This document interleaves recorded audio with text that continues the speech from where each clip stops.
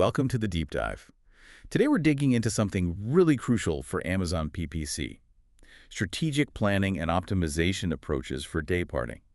It's about making those ad dollars work smarter using timing. Exactly. We're moving beyond the basics today, really getting into the how-to of planning and fine-tuning these strategies. Think frameworks, implementation steps, automation, balancing priorities, the works. And making sure we don't miss anything, right? We'll cover how to develop comprehensive strategies, the best way to roll them out, how automation fits in. How to juggle day parting with other campaign tasks, avoiding pitfalls like over-optimization, linking it to inventory, all of that. Plus the economics and how it ties into long-term brand building versus just short-term sales. Okay, perfect. So let's jump right into the strategic side. What kind of frameworks help sellers develop a really comprehensive day parting strategy? It can't just be guesswork. No, definitely not. You need structure. Key frameworks really revolve around a few core ideas. First, there's conversion rate optimization. This means digging into your data to find those specific hours or days where shoppers aren't just clicking, but actually buying, and then concentrating your ad spend there. Right, focusing the budget where it has the most impact on actual sales. Precisely. Then there's business alignment. Your day parting schedule shouldn't exist in a vacuum. It needs to directly support your specific business objectives. Are you aiming for maximum sales volume right now? Or maybe building brand awareness is the priority. The schedule should reflect that goal. Okay, so the why behind the when. Exactly. And third, there's what we can call the geotemporal precision framework. This is about optimizing for those regional and cultural shopping rhythms we talked about earlier. It means localized scheduling, maybe hitting Tokyo at 8 p.m. JST, is different from hitting New York at 7 p.m. EST. And using tools like Seller Labs to manage those time zones correctly. Yes, and factoring in things like local holidays or even adjusting for daylight saving time changes. It's about that granular level of timing precision based on location. Implementing this sounds like it could be a big shift, maybe even risky if you just change everything at once. Yeah. How do you recommend sellers actually start implementing day parting gradually? That's a really important point. You absolutely want a phased rollout. Don't try to overhaul all your campaigns overnight. Start small. Maybe implement day parting on just, say, 10% of your campaigns first. Kind of like a pilot program. Exactly. See how it performs, learn from it, refine your approach, then maybe expand to 30% of campaigns, then 60%, and so on. It lets you manage the risk and build confidence. And testing must be key here. Oh, absolutely. A/B testing is crucial. You need to run controlled experiments. Set up identical campaigns, one running continuously like usual, and the other with your new day parting schedule. Compare the results head to head. So you could actually prove if the day parting schedule is better. Right.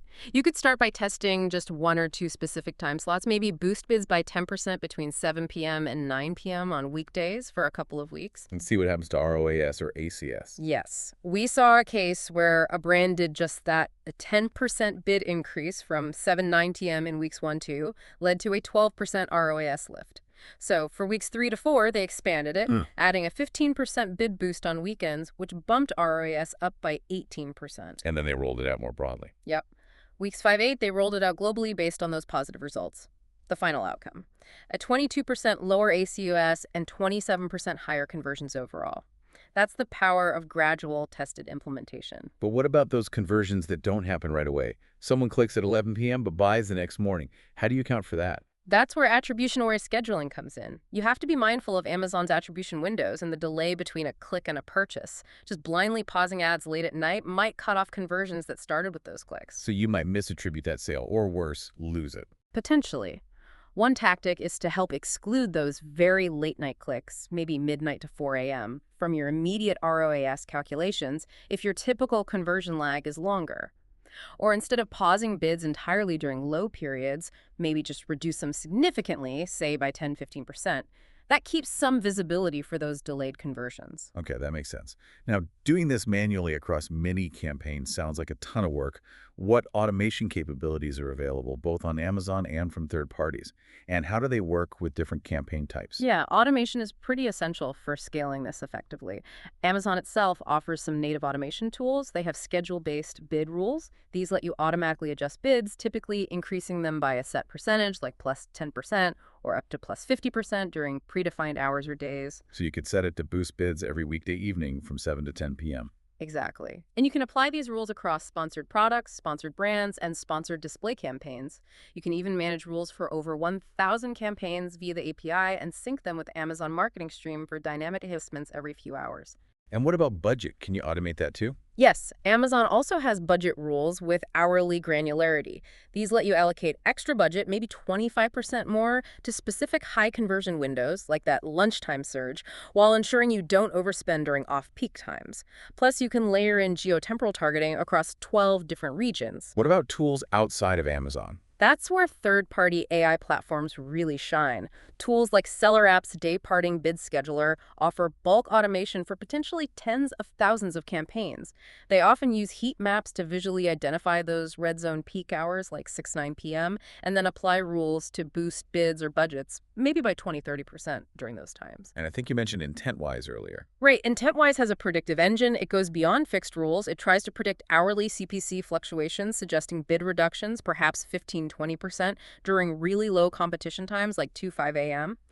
It also considers Amazon's 14-day attribution window and can even detect when rivals suddenly boost their ads, say for coffee brands at 7 a.m., and automatically increase your bids by 10-15% to stay competitive. Wow, that's pretty sophisticated. How do these tools handle different campaign types? Is support consistent? It varies. Sponsored products generally have full native support for hourly bid scheduling. Sponsored brands have more limited native support, mainly through those campaign-level budget rules that can add 25% extra budget during peaks. For more granular control on sponsored brands, you often need those third-party tools. And sponsored display. Sponsored display is often focused on retargeting, which makes time-based optimization trickier because of the typically longer delays between ad view and conversion.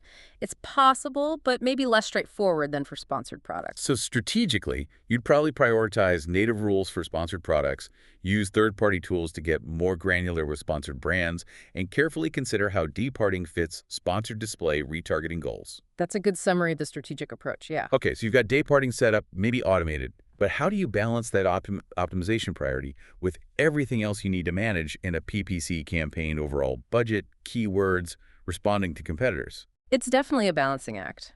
Dayparting shouldn't disrupt your broader goals. It should enhance them. Think of it as interconnected. For budget controls, dayparting actually helps by reallocating spend away from inefficient hours. This prevents your daily budget from depleting too early, ensuring you have budget left for those peak visibility hours, maybe 6-9 p.m. So it supports budget pacing throughout the day. Exactly. For keyword optimization, dayparting refines it. You can boost bids specifically for your highest intent keywords during their peak performance times. Think wedding dresses. Yeah. You probably want higher bids on a Saturday morning compared to a Tuesday afternoon. Dayparting lets you do that precisely. Makes sense. And competition. That's where competitive countermeasures come in. Dayparting allows for dynamic adjustments. If you see a competitor suddenly dominating share of voice at 7 p.m., maybe holding 40% SOV, you can have rules set up to automatically increase your bids by 15-20% during that window to maintain your impression share. So it keeps you competitive in real time. Right. And again, attribution-aware scheduling is crucial for balance. You need to consider those 7-day or 14-day attribution windows. Maybe you slightly reduce bids during low-intent hours like 2-5 a.m. for keywords that typically have a conversion lag of more than 3 days, instead of pausing them completely. And using automation wisely is key here. Absolutely. Use AI tools for the routine adjustments, but always maintain human oversight. You need to set strategic boundaries, review performance, and intervene for unexpected anomalies or critical brand safety decisions. For example, setting ACO ceilings of, say, 25% or ROAS floors of 4x as triggers for manual review. A potential downside of focusing only on peak times is, well, missing out on off-peak opportunities or narrowing your reach too much. How do you avoid over-optimization? That's a very valid concern. You don't want to optimize yourself into a corner. One key strategy is using budget allocation frameworks defensively. Defensively? How so? By deliberately setting aside exploratory budget reserves. Allocate maybe 20-30% of your daily budget specifically for testing those off-peak hours, like 2-5 a.m. It maintains some visibility and allows you to discover potentially valuable, less competitive audiences. Like that skincare brand finding shift workers. Exactly. That discovery led to a 12% ROAS lift for them. It's also about dayparting moderation. Instead of aggressively pausing ads during low CVR periods, consider just reducing bids significantly, maybe by 30-50%. Using Amazon's dynamic bids down only strategy can help here. It preserves some impression share without completely disappearing. What else? Attribution-aware optimization, again using multi-touch attribution tools like Scale Insights, might show that, say, 30% of conversions actually originated from initial off-peak clicks. You need to adjust for that, maybe using a 48-hour window for delayed purchases. Yeah. Dynamic audience segmentation also helps things like geotemporal targeting, staggering bids across time zones, or allocating 15-20% of off-peak budgets specifically to mobile bids for late-night browsing, which can see CTR boosts. And AI can play a role in finding those off-peak moments too. Yes, AI-driven predictive adjustments are powerful. Advanced models can forecast unexpected demand surges, like weather-triggered umbrella sales at 3 a.m. IntentWise claims its predictions for off-peak opportunities have 85% accuracy. And finally, competitive counterbidding using heat maps from tools like PackView to see when rivals reduce their bids, allowing you to potentially capture impressions during those lulls. It sounds like running ads effectively also depends heavily on actually having the product available. How should sellers integrate day-parting strategies with their inventory management and fulfillment planning? This integration is absolutely critical. You don't want to spend aggressively advertising a product during peak hours only for customers to find it's out of stock. That wastes money and hurts your rankings. So what's the first step? Demand forecasting. Use data from Amazon reports like the Search Query Performance Report and Business Reports to understand when customers are searching and buying specific products. Layering AI predictive models on top of this, using time-of-day conversion patterns, can forecast hourly demand with high accuracy, like that 85% figure we mentioned. And how does that forecast connect to inventory? It directly informs inventory optimization. Knowing your peak demand hours helps you ensure sufficient stock levels during those times. A key goal is preventing stockouts, which can cause 12–18% order defects. Many sellers maintain a buffer or safety stock, maybe equivalent to 1.5 times the average daily units sold during their peak day parts, just to be safe. And fulfillment. Does day-parting affect that side too? Yes. Fulfillment optimization. You can stagger your replenishment schedules to fulfillment centers based on localized day-parting peaks. If your East Coast sales peak in the evening, you ensure stock is there beforehand. Maybe prioritize using Amazon's same-day delivery options for products during their highest conversion day parts to offer an extra incentive. Are there specific economic models that can help predict the optimal budget allocation? Like, should 70% go to day-parted hours and 30% to continue? Or There are models that try to address this. Some are derived from classic advertising models, like the Vidal-Wolf model. They often suggest prioritizing day-parted bids during those validated high-conversion windows, but strategically reserving a portion, often around 30%, of the budget for continuous visibility. This acknowledges the carryover effect of ads. the ad stock idea? Exactly. The ad stock model with temporal decay quantifies this lingering impact. If your ad impact decays quickly, heavier day parting makes sense. If it lingers, maintaining some continuous presence is valuable. These hybrid approaches, balancing focused spend with baseline visibility, have shown ROAS improvements around 22%. AI-driven models using reinforcement learning are also getting better at learning the optimal balance dynamically. Setting all this up, the tools, the analysis, maybe consultants cost money and time. How should businesses factor these setup and management costs into their ROI calculations for day parting? It's crucial to factor them in for a true picture. You have setup costs. This could include acquiring tools like Amazon Marketing Stream, which might be $5,000, $10,000 annually, or a platform like Seller App at $500 a month. Add any one-time consulting fees, maybe $2,000, $5,000, and initial team training costs, say $1,500, $3,000. These should be amortized, usually over 12 or 24 months. And then the ongoing costs. Right, the management costs. Yeah. This includes the labor cost, if you have a dedicated specialist, perhaps $75,000 a year. Then there are recurring automation platform fees, like IntentWise might be $1,000, $3,000 monthly, and potentially attribution tools like Scale Insights at $500 a month. So you add all that up. Yes, let's take an example. If day parting generates an incremental $15,000 in monthly revenue, and your total monthly costs amortized setup plus ongoing management come to $9,583, then your monthly profit is $5,417. Divide that by the cost, $5,417, $9,583, and you get an ROI of about 56.5%. That's the kind of calculation you need to do. We often focus on immediate sales. But what about the long game? How does strategic day parting contribute to long-term brand building versus just driving short-term sales? It absolutely plays a role in brand building. It's not just about quick wins. Enhanced brand recall is a key benefit. By aligning your ads with high-attention windows when people are more receptive, you can improve unaided brand recall by 15–25%. Think about seeing ads when you're actually focused versus when you're distracted. So timing improves memory. It seems so. It also allows for a consistent brand presence during relevant moments. Those coffee ads consistently showing up at 7 a.m. reinforce brand salience for morning routines. That skincare brand targeting 7:10 p.m. consistently built association with evening self-care routines, contributing to its 32% ROAS lift. It's about owning those moments. And emotional connection. Yes. Showing ads during high engagement periods, maybe weekends or evenings, allows for more effective storytelling and building emotional connection. Krispy Kreme, using seasonal day parting for its holiday donuts, taps into nostalgia, driving a huge 37% of their Q4 revenue. It's branding through timely relevance. Day parting can also help with market share defense by dominating peak hours, reducing your rival's share of voice by 15–20%. Okay, so it's definitely not just about the immediate sale. Not at all. While it's great for short-term sales optimization, like boosting bids 50% for Prime Day to capture event-driven surges and seeing those 190% CTR spikes, that needs to be balanced. Relying only on short-term tactics can lead to attribution window challenges, potentially overstating ROAS if you misattribute delayed purchases. The overall picture suggests the cost savings from efficiency, that 12–18% ACOS reduction, generally outweigh any small risks of missing some off-peak sales, leading to those net ROAS gains of 20–35% alongside the brand benefits. This has been a fantastic breakdown of the strategic planning and optimization side.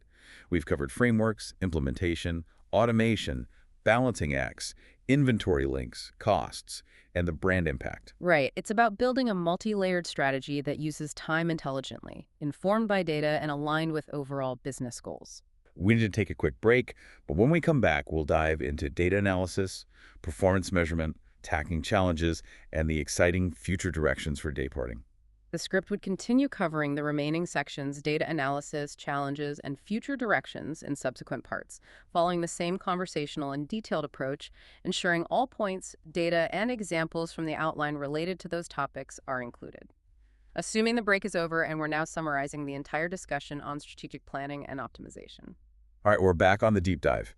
Before the break, we really unpacked the strategic heart of day parting the planning and optimization. We did. We covered the core frameworks like focusing on conversion rates, aligning with business goals, and that crucial geotemporal precision. And the importance of rolling it out gradually, using A/B testing rigorously, like that brand, achieving a 27% conversion lift through phased implementation. Absolutely. Plus, leveraging automation tools, both native Amazon options and powerful third-party platforms like Seller App and IntentWise, while understanding the specific support for different campaign types. We also talked about that delicate balance integrating day parting with budget controls, keyword tuning, competitive responses, and especially attribution-aware scheduling to account for those delayed purchases. And crucially, how to avoid over-optimization by using budget reserves for exploration, moderating bid reductions instead of just pausing, and leveraging AI for predictive insights even in off-peak times. Connecting day parting to inventory and fulfillment planning was key too, using demand forecasting to prevent stockouts during peak ad times. We touched on the economic model, suggesting a blend of day-parted focus and continuous visibility, often reserving around 30% budget for the latter,